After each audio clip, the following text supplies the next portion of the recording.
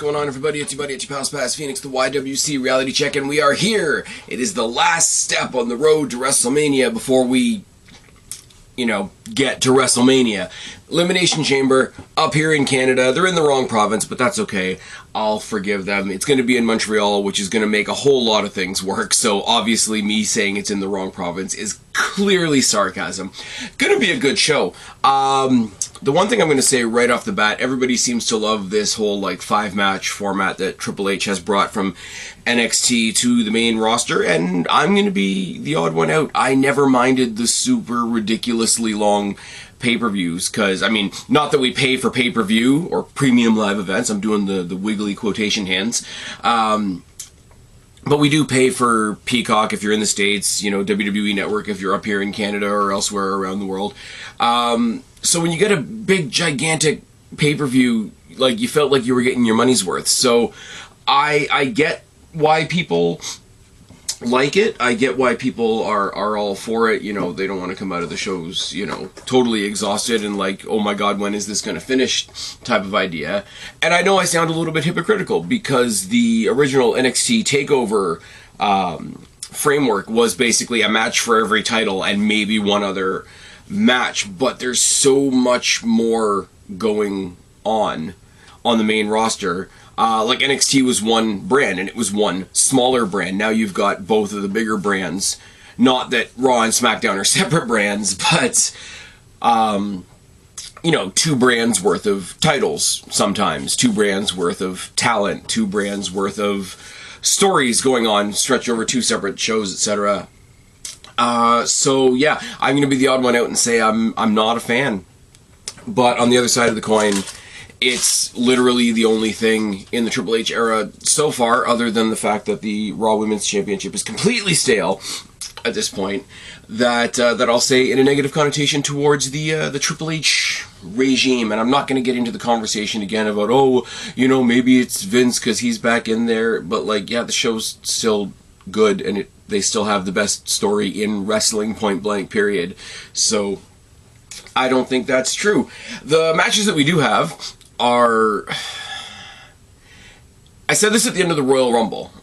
It feels like we're addressing all the things that we didn't address at the Royal Rumble. We're still doing the main title with Roman Reigns, obviously, but we took care of one women's championship at the Royal Rumble. We're taking care of the other one now. We took care of one mid-card title, or we're going to take care of one mid-card title tonight on SmackDown, and we're going to take care of the other one at the Chamber / at WrestleMania. So it feels like every show now is like a half show, because they're putting more good things on the weekly shows, which is good, but it makes the pay-per-view or the premium live event, yes, wiggly quotation hands, feel like a little bit less. Feel like there's always something that's been left off. And again, the argument could be always leave them wanting more, but that as a constant is not great. One of the few little bits of credit that I will give AEW at the moment is when they do a proper pay-per-view, because theirs are so spaced out, you get all the wrestling you can handle. Now, whether the wrestling is good, whether it's the people that you want to see that are good, and whether the decisions made in those situations are good is an entirely other story. Jade Cargill is still a champion, so there's that. But you get the bang for your buck, pun intended. I don't know why I'm starting with this. I don't know why I'm starting super negatively, because I'm excited about this show. Let's start off with the one that's just going to be fun. It's Edge and Beth Phoenix versus the Judgment Day, represented by Finn Balor and Rhea Ripley. Now,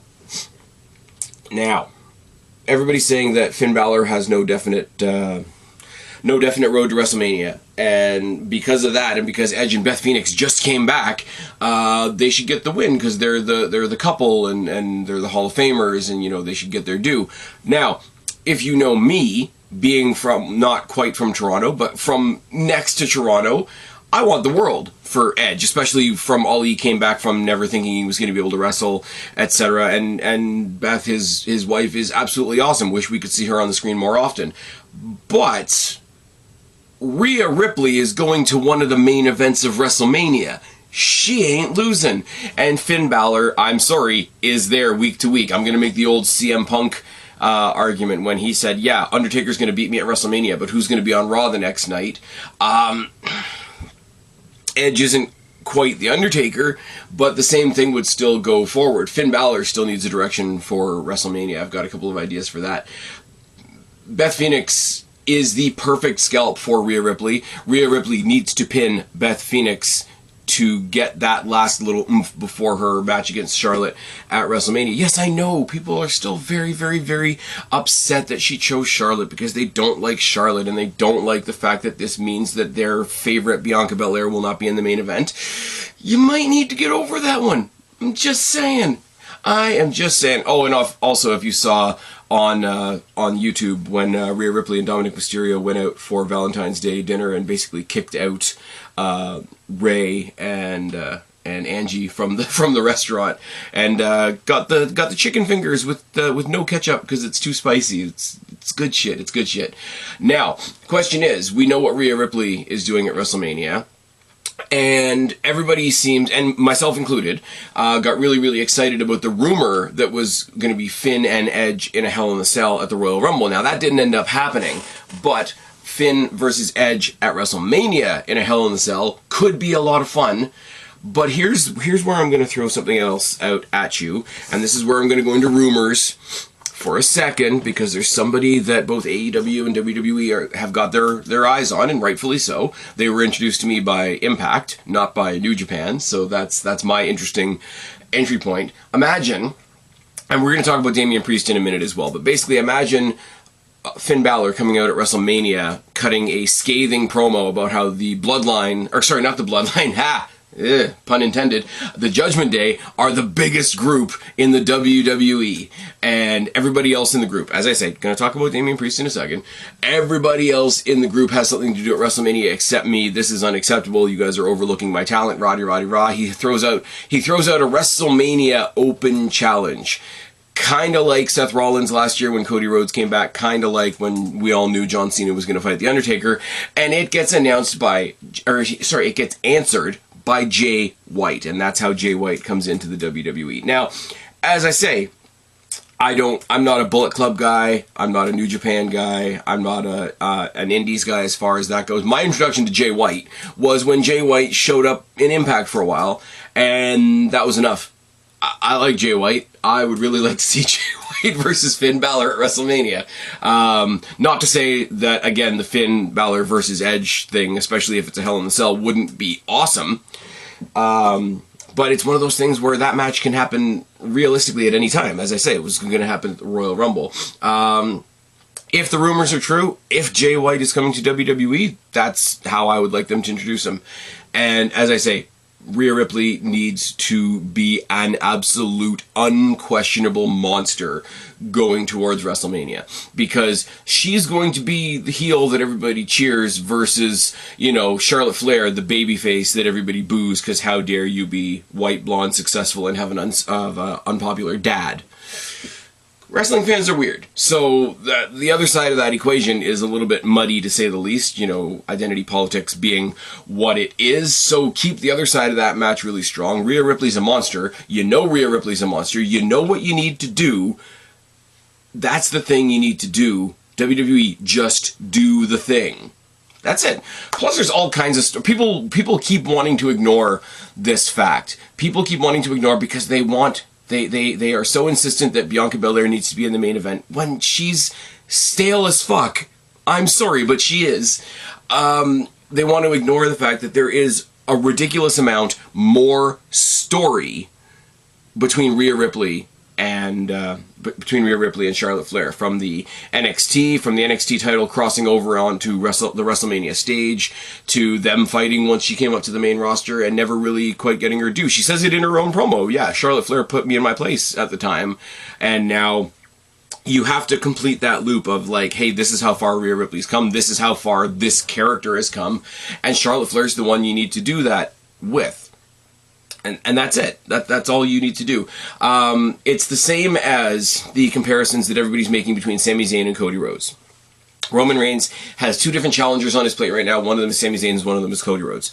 Everybody says, oh, you know, Cody Rhodes is the most logical choice and all this kind of thing. And yeah, it looks good on a marquee. Yeah, I get it. He looks good on the marquee. Cody Rhodes is good at all the little cut and paste things that both WWE and the AEW fans want Cody Rhodes to do. Yes, he goes out there and he looks really nice in a suit. And he mentions his dad 10 times. And by the way, did you know my wife is black? I get it. It's fine. It's cool. You like Cody Rhodes. You want him to succeed. Do not tell me that that's a better story than what's going on with Roman Reigns and Sami Zayn, which we're going to talk about later. You want Bianca Belair because she's all the right things, quote unquote, as the weird identity politics people would say. She's all the right things, and you want her to succeed, and you want her to be in the main event because nobody else is allowed to be in the main event. But you cannot tell me that this person that you like and you just want them to be in the main event because you like them has a better story than Rhea Ripley versus Charlotte Flair. You can't do it. So, yeah, as awesome as Beth Phoenix is, she needs to be the last overcome speed bump for Rhea Ripley going into WrestleMania, where she apparently, where she hopefully is going to smoke Charlotte Flair. This is me, who likes Charlotte Flair, saying Charlotte Flair needs to be smoked because Rhea Ripley is the thing. WWE, just do the thing. Yeah, there's no way Edge and Beth Phoenix need to win this at all in the slightest. Judgment Day need to win. Bobby Lashley versus Brock Lesnar. Now, this is an interesting one because there's a lot of questions to come out of this one, and it's the match that I care the least about. We've seen it, we've done it, and I don't know what they're expecting me to think about this match. If there was a new stipulation, a lot of people have suggested the fight pit. I'd be down to watch these two slap each other around in the fight pit. That would be a lot of fun. The fact that they've put it on the Elimination Chamber leads to the ultimate question of what are these guys doing at WrestleMania? Because there was a rumor at one point that this match was going to happen at WrestleMania. And at that point, I would say, okay, this match is happening because it's a marquee match and WrestleMania is full of marquee matches. Totally fine. But they're doing this match here. Now, what do they do at WrestleMania? Now, for the longest time, the rumor was that Brock Lesnar was somehow going to challenge Walter for the Intercontinental Championship. Now, there's problems with that because I don't see in a million years there ever being a convincing story of Brock Lesnar going for a secondary title. And that's not to denigrate the Intercontinental Championship. That's not to denigrate Walter. How do you write Brock Lesnar, who has main evented everything and gotten every main title iteration that WWE has ever had? How do you fictionally write him into seeking out a mid-card championship? Now, if Walter lost the Intercontinental Championship before WrestleMania, now Lesnar versus Walter as an exhibition is phenomenal. Lesnar versus Walter as the Intercontinental Championship, would that put the Intercontinental Championship on a pedestal? Absolutely yes. But at the same time, it's not believable. It's a match I want to see. Apparently that's been scrapped though. So apparently now what they are building towards is Gunther, I guess I should say, versus Drew McIntyre versus Sheamus. That's going to be a lot of fun. I don't think that the Banger Bros are going to be the tag team champions anytime soon, so both of them going after Gunther and, again, just slapping the crap out of each other will be a lot of fun. I do sympathize with the Drew McIntyre messaging that he's put out in a couple of interviews recently where he was at the top of the mountain when nobody was watching. So I do think he needs to be in that position again, but WWE needs to position him to be in that position again. Which is why, like, I want to see him in that triple threat match, but I don't want to see him win it. I want to see Sheamus win it. I want to see Sheamus carry the Intercontinental Championship for a while. But that's another story for another day. So if Lesnar's not facing Walter anymore, what's he doing at WrestleMania? Because all the other big names are kind of spoken for. Lashley, on the other side, has sort of been doing this back and forth thing. Like, when Lesnar's not around, Lashley's like fucks around in the US title picture with Theory and Seth Rollins, and that's been strange as well because of the fluctuating character of Seth Rollins. Like, he's a babyface pretty much all the time, except he's a heel when he's being a dick to Bobby Lashley, but then Bobby Lashley comes back and he's a dick to both of them, so everybody's kind of an asshole. It's kind of like watching House of Cards. So unless they're doing this match now and at WrestleMania, which is way too much, I don't really care who wins this, because I don't see a path for either one of them after this Saturday, which is not great considering the name value of definitely Brock Lesnar and, according to some people, Bobby Lashley as well. Bobby Lashley, I'm sorry, they should never have said it on screen, but Bobby Lashley wishes he was pro wrestling's next Brock Lesnar, and he's not. Let's just say that. I'm going to say Brock Lesnar for the win, because he's the bigger star, moving swiftly forward. Now, into the Elimination Chamber matches themselves. Because the title match at WrestleMania is already set, and because that world title is also being defended tonight, it freed up the Elimination Chamber matches to boost up the mid-card, which is awesome. I've said for a while, very rarely, I mean, it has happened, but very rarely do you see the world champion in the Royal Rumble, other than the times that the world champion has had to defend the title in the Rumble, or when the Rumble was for the title. Because what it meant was you had the world champion doing something that night, and the rest of the card that didn't have a title got to shine in the match that was the reason people were watching that night. Elimination Chamber is very much the same thing. Now, we've already established, much to most people's chagrin, that the women's main event at WrestleMania is going to be Rhea Ripley versus Charlotte Flair. But Bianca Belair still does need to defend her title, and thus needs a #1 contender. So we have the Elimination Chamber, the returning Carmella, Natalya, Raquel Rodriguez, Nikki Cross, Liv Morgan, and Asuka. Now, here we go. I'm going to shatter all of your expectations here. I'm going to go out on a limb. I'm going to take a risk and say that Asuka should win this match, because it's fucking obvious that Asuka's going to win this match. They've got her doing this Kana thing, which I don't get, because I don't watch New Japan and I don't watch Stardom or wherever the hell else she's been. I mean, at least she's not in New Japan, because then she doesn't have to worry about getting her neck broken by Mercedes Moné. But this version of Asuka that is apparently like the old Kana character a little bit, I really like it, because I like creepy shit, if you guys haven't clued into that by now. Between listening to me talk about wrestling and the most recent stuff I've been doing with FlixFix, previewing all the horror movies that are coming out this year, if you don't know that I like fucked up shit, then you just haven't been paying attention.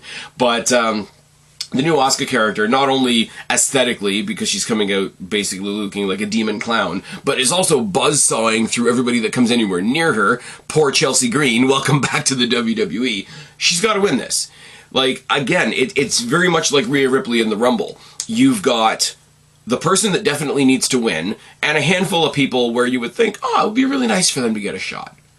So let's go through it. Carmella, I'm not even going to get into all the stuff that kept Carmella off of our screens, out of the WWE for a while. She's been, I treat it sort of like the Sonya Deville situation, even though the Sonya Deville situation was very different. To come back from what she was dealing with at all is a victory. Makes me want something good for her at some point.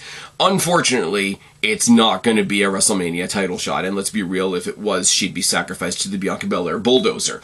Natalya, again, as a Canadian, I'm going to tell you, if this match wasn't happening in Montreal, Natalya wouldn't be in this match. And that's not because she's not good, it's just because WWE has so made her part of the furniture that it's actually kind of depressing. Now, they gave her the farting gimmick, and they made her the crazy cat lady for a while, and if they were going to give her a legitimate push, it would take a long time to bring the audience's trust back around and to say, okay, you are actually behind her, okay, let's do this. Raquel Rodriguez, I don't want to sound negative when I say this, because I don't dislike her, but what they did with her was they brought her up from NXT and immediately told everybody, she's a star, she's a threat, she's a champion. We put her in front of Ronda Rousey on her first night and whatever, and she goes out there and does things very competently, and that's about it. She's not bad in the ring. I like watching her in the ring. I don't really care, which is really bad, because she was introduced. Let it be said, I talk about, before and after COVID a lot. The last true takeover was NXT TakeOver Portland, and we had the match of the night, which was the street fight between between Dakota Kai and Tegan Nox, which was this big blow off between the friends that had imploded. It was all the fallout from War Games that year, etc. And at the very end, they used it to introduce Dakota Kai's new bodyguard at the time, her Diesel, to the point where they were calling her Big Mommy Cool, which was a little cringe, not gonna lie. And it was more of an interruption in this great feud that it was introducing this brand new character. And it's always felt, while she is good in the ring, and while she's, very impressive, physical specimen, all those types of things, it's always felt like NXT and WWE both have gone, look at her, isn't she great? And it's like, I guess, sure. I don't have anything bad to say. I just don't have anything to say. It's the old cliche. It's the old pun of I'm not overwhelmed. I'm not underwhelmed. I'm just whelmed. I wish I had more to say about Raquel Rodriguez. I really do. Nikki Cross has gone back to the crazy character. That's a lot of fun. That could be a lot of fun at some point. Liv Morgan. I love her. And a lot of people online love her, let's be real for a second.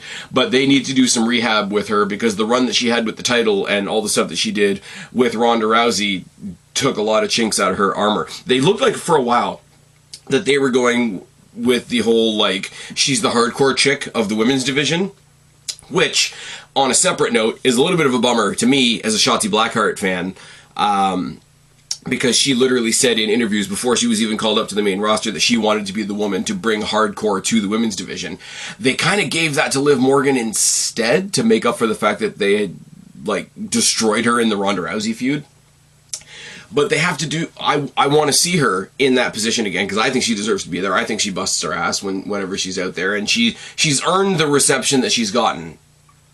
And I mean the positive reception, not the reception from the weirdos online.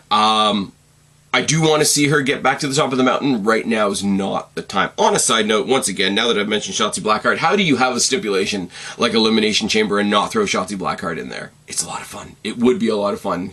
Imagine her driving the tank right up to the chamber door and setting off pyro in the chamber from the cannon and doing all that kind of things. Now, so as I say, there's a lot of people there where it's kind of like hum ha. I would really like to see them get a chance. It would be really nice to see them get a shot, whatever. But Asuka's in there and she's gonna win. What do you want me to tell you? Now, on the other side of the coin, you've got the men's Elimination Chamber, which is not for a #1 contendership. It is for the United States Championship, and it's Austin Theory defending against Seth freaking Rollins, Johnny Gargano, Bronson Reed, Damian Priest, and Montez Ford. Now, how do we go around this? Because there's two rumors. There's two trains of thought on this one. One is apparently there's already some pre-tape between Austin Theory and John Cena, because they're apparently going to have a match at WrestleMania, and all that pre-tape, obviously, because it's pre-tape, had Austin Theory holding the United States Championship. So that would indicates two things. It indicates that the rumors about him facing John Cena at WrestleMania are true, but it also indicates that when he faces John Cena at WrestleMania, he's still going to be the United States champion. Now, I threw out on somebody else's stream just recently a ridiculous idea of have Austin Theory defend his United States championship in a gauntlet match. Have him go against Logan Paul, Pat McAfee, Bad Bunny, and then have John Cena sort of be the final boss, because John Cena was the one that brought in the United States Open Challenge. So him fighting Austin Theory for the United States Championship is a nice little loop around, nice little LTST, even though most people will not agree that it's LTST. Now, that's one thing that they could do. They could have him carry that United States Championship into presumably this match against John Cena at WrestleMania. I will counter that with, if you are the one chosen to face John Cena at WrestleMania, you do not need to hold a championship at the same time. I like Austin Theory. I really do. Dude is super underrated, even right now, even after all the great matches that he has had. It's the new Undertaker, kind of. If John Cena's coming back once a year for WrestleMania, like the biggest mainstream name that they have on a continuous basis, because The Rock's not there. If you're chosen to face John Cena at WrestleMania, you do not need the United States Championship. You know who does need the United States Championship so that his entire group can have a good night at WrestleMania is Damian Priest. Damian Priest becomes the United States Champion, carries it into Mania, and defends it against, I don't know, fucking anybody. on the same night that Dom faces Ray and Rhea Ripley faces Charlotte Flair, and Finn Balor either has that match that we talked about with Edge, or in my fantasy booking is the introductory point to Jay White. I really, really want WrestleMania to be the night that proves that WWE does in fact have two supergroups. Now, when I say supergroups, I don't mean that they are the same, or that they are doing the same thing, or that they are on the same level. Judgment Day is entertaining. The whole Bloodline saga is intense and serious and whatever. They are on opposite sides of the creative spectrum, but they are both equally good, and they are, I think, the two tentpoles really that are holding up the WWE right now. Like, the Bloodline holds up SmackDown and Judgment Day holds up Raw. And that might be an overstatement on my part, but I really enjoy the Judgment Day. And the thing is with that is it's enjoy versus appreciate, because I always enjoy the Judgment Day. The Bloodline, I appreciate everything that they've done, and they have barely taken a wrong step. But there are times in the Bloodline story where you kind of didn't know where they were going, or it was so fucking good that if it lagged 1 week, it looked terrible, even though it was just lagging a bit that week. So I personally really hope Damian Priest picks up the United States Championship, just to finally bring some gold to that group. And if in about a 1 month period, 2 out of the 4 of them are carrying gold, and Rhea Ripley's the leader of that group, let's be real for a second. If she's walking around with the with the SmackDown Women's Championship, and Damian Priest is holding a Raw mid-card title, then you can technically make the case, kind of like the Bloodline, that the Judgment Day rule both shows. It would be not nearly in the same way, because they don't hold the 2 world titles, but they hold a women's world title on one show and a mid-card title on the other show. It would give them creative permission to put Judgment Day on both shows, which would also be a cool thing. Looking down the rest of the guys in this match, you got Johnny Gargano, who's gonna make everybody look like $1 million. You got Seth Rollins, who's probably gonna be taken out by Logan Paul to set up that match for WrestleMania. That's a conversation we're gonna have another day. And much like I said, Shotzi Blackheart would have been a lot of fun in the women's chamber. Bronson Reed needs to just go in there and wreck people. I'm so happy Bronson Reed is back, by the way, because he's just another guy that, no, he's not going to be in the world title match right away. We're not going to see Bronson Reed versus Roman Reigns before WrestleMania or anything like that. Bronson Reed's just a really fun guy to watch. I know he went over to Japan. You guys know I don't really follow Japan, but I did see a bunch of the stuff that he did when he was Jonah in Impact, and it was just fun. Jonah versus Josh Alexander for the Impact Championship was way, like, not that I was expecting it to be bad, but stretching the imagination, I had high hopes for that match, and it highly overshot my expectations for that match. I do consider go checking that match out as well. Bronson Reed should wreck people. When we do the prototypical, we're going to put somebody through the plexiglass, we know who it's going to be. It's going to be Raquel Rodriguez in the women's chamber, and it's going to be Bronson Reed in the men's chamber, because they'll probably do it twice. Montez Ford is the one that's really interesting, because the only way I see him going is making a really good showing of himself, showing himself as a singles guy, getting the praise for going out and doing something on a pay-per-view as a singles guy, and then that leading to him and Angelo Dawkins like finally splitting as a tag team, where WWE will continue to push hard Angelo Dawkins because they know everybody's focused on Montez Ford. Again, it's like the Raquel Rodriguez thing. We all sit there naturally and say, Montez Ford is fucking amazing. And WWE says, look at Angelo Dawkins! Isn't he fucking amazing? And we're like, yeah, but, you know, it's Meg Griffin when they hired the ugly girl to stand next to her. Like, you can't do that while you've got him side by side with his partner, who, I'm sorry, is much, much better. And as I've been saying throughout this entire pod so far, it's not that Angelo Dawkins is bad. He's going to suffer from comparison when you've got him side by side with somebody who's as much better as Montez Ford is. Montez Ford is going to get his hands on singles gold well before Angelo Dawkins will. He'll get his hands on gold, he'll find some success, and Angelo Dawkins will turn heel.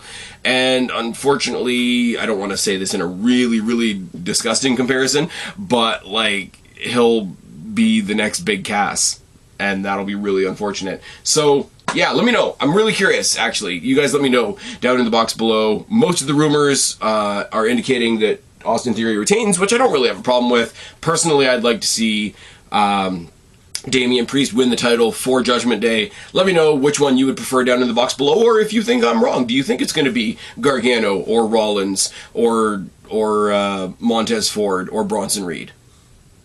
Do you want Seth Rollins? Okay, much like the United States Championship doesn't really need to be on Austin Theory to face John Cena. Do you think Seth Rollins needs the U.S. title when he goes on to face Logan Paul? Because I don't. I really don't. Again, Seth Rollins is another guy. I'd like to see him get back to the top again. Right now is not his time. He's having awesome mid-card matches with everybody. Everybody. It's all good. He's played, actually, I should say, in all seriousness, Seth Rollins has played a huge role in making Austin Theory look as good as he does with that United States Championship. And then we come to the main event. And it's not about who's going to win, because Roman Reigns is going to beat Sami Zayn in Montreal, and the Bell Center is going to be absolutely on fire. Look at that. I even remembered the name of the venue. People are saying, oh, this is going to be the next Montreal Screwjob, except it's not, because this is a story, and the Montreal Screwjob was just the Montreal Screwjob. Everything around this is what makes it interesting. Does Jimmy come out? Does Solo come out? What does Paul Heyman do? Does Kevin Owens come back from his beatdown at the Royal Rumble? And where's Jey Uso in all this? I've said it from the beginning. Nobody believes me. I guess it's a controversial take. I don't really think it is. The Bloodline story is not the Roman story. It's not the Sami story. It's not the Jimmy story. It's not the Solo story. It's not the Heyman story. The whole Bloodline saga, if you follow it back to the beginning, back to when Roman Reigns first came back in the current iteration that he is in right now, and his very first recruit that he kind of bullied into service was Jey Uso. And that's where the Bloodline started. Because before Jey Uso joined him, it was just, hey, I'm back and I'm Roman Reigns and I'm a dick now. Him recruiting Jey Uso was the first step in building the Bloodline. It was. So the Bloodline started with Jey Uso. The abuse started with Jey Uso. Roman used Jey Uso to bring in Jimmy, because Jimmy was so worried about him. Jey Uso was the one that didn't want Sami Zayn in the thing. He was the last one to embrace Sami Zayn when Sami Zayn did become part of the group. He was the only one that didn't beat down Sami Zayn at the Royal Rumble when Sami Zayn turned on Roman. He was the one that had all kinds of, really understandable PTSD when they were beating the shit out of Sami Zayn and walked out at the Royal Rumble. He's the one that has walked away from the group but still stayed by his brother's side to defend the SmackDown Tag Team Championships just last week. The Bloodline is the Jey Uso story.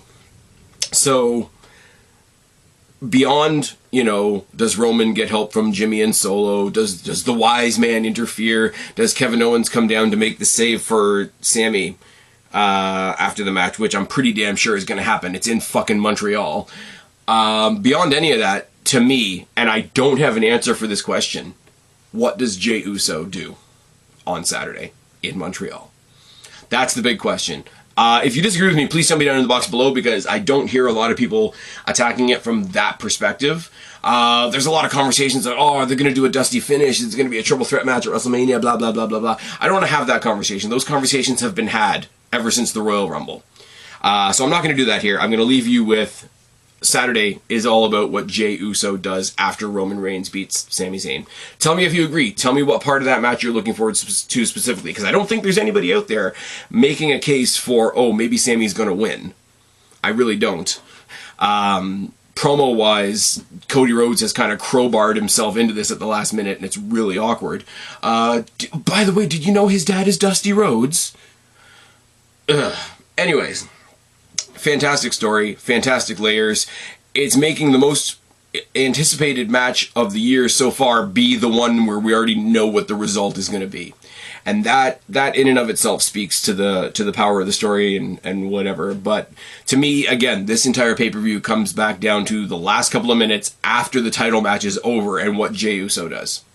that's just my take. Let me know what you guys think down in the box below, or hit me up on Twitter at Spaz Phoenix. I've been Spaz, your YWC reality check. Subscribe up there, talk down there, start a conversation. Keep all these conversations going. Don't be a stranger. I will talk to Jim the rest of you later, but for right now, I am tagging out. Bye, guys.